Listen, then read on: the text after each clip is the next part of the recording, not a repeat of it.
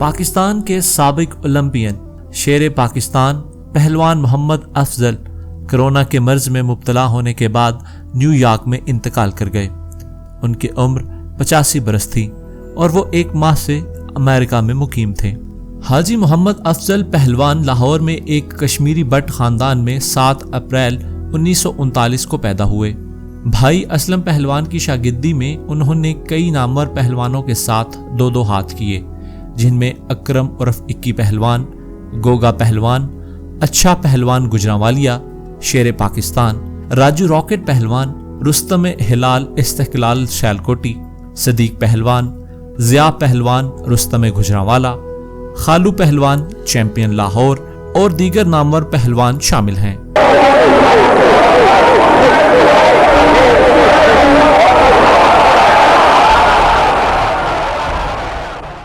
تقسیم ہند اور قیام پاکستان کے بعد لاہور میں 2 مشہور دفعیں تھیں، یعنی پہلوانوں کے اکھاڑے 2 گروپوں میں بٹے ہوئے تھے اور دونوں کے مابین اکثر کانٹے کا مقابلہ رہتا تھا۔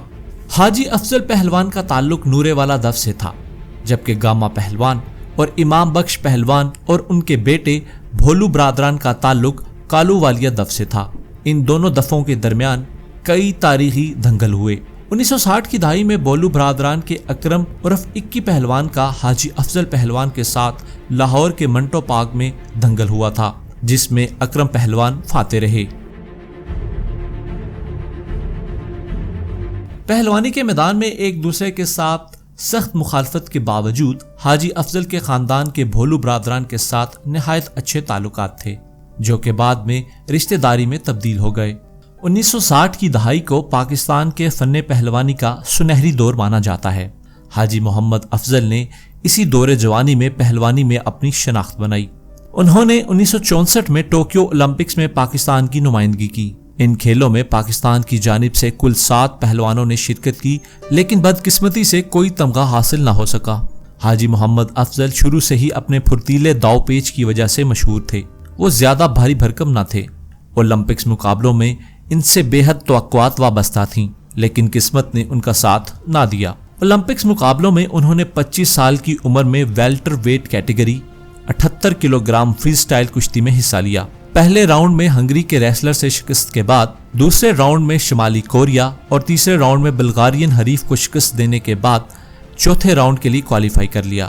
چوتھے راؤنڈ میں ان کا مقابلہ ایرانی حریف محمد علی صنعت کار سے تھا، لیکن بدقسمتی سے زخمی ہونے کے باعث حاجی افضل وہ مقابلہ جاری نہ رکھ سکے اور ایرانی ریسلر کو فاتح قرار دے دیا گیا۔ تاہم ملک کے لیے خدمات کی عوض اس وقت کے صدر جنرل ایوب خان کی جانب سے انہیں شیر پاکستان کا خطاب دیا گیا، جو تا دم مرگ ان کے نام کا حصہ رہا۔ حاجی محمد افضل پہلوان نے بڑھتی ہوئی عمر کے ساتھ ساتھ پہلوانی کا ساتھ نہ چھوڑا اور بزرگ عمری میں بھی اکھاڑے میں نوجوانوں کے ساتھ ورزش کرتے تھے۔ لاہور میں پنجاب یونیورسٹی میں ایک اکھاڑا ان کے نام سے بھی منسوب ہے، جہاں انہوں نے مستقبل کے پہلوانوں کو پہلوانی کے گر سکھائے۔ ان کے شاگرد پہلوانوں کی بھی ایک طویل فہرست ہے، اور یہ کہنا بے جا نہ ہوگا کہ حاجی محمد افضل پہلوان نے اپنے پیچھے پہلوانی کا وہ دیا روشن کیا جو آنے والے کئی برسوں تک ملک کا نام روشن کرتا رہے گا۔ ان کے نامی گرامی شاگردوں میں بشیر بھولا بالا پہلوان، رستم پاکستان، رستم پاک و ہند، عثمان مجید بلو پہلوان، رستم پاک و ہند، بلال آوان پہلوان، رستم لاہور، طیب رضا آوان اور کالا پہلوان کسائی، رستم لاہور شامل ہیں۔ پاکستان کا یہ شیر امریکہ میں مہلک کرونا وائرس کی وجہ سے انتقال کر گیا اور ان کی تدفین بھی وہیں کی جائے گی۔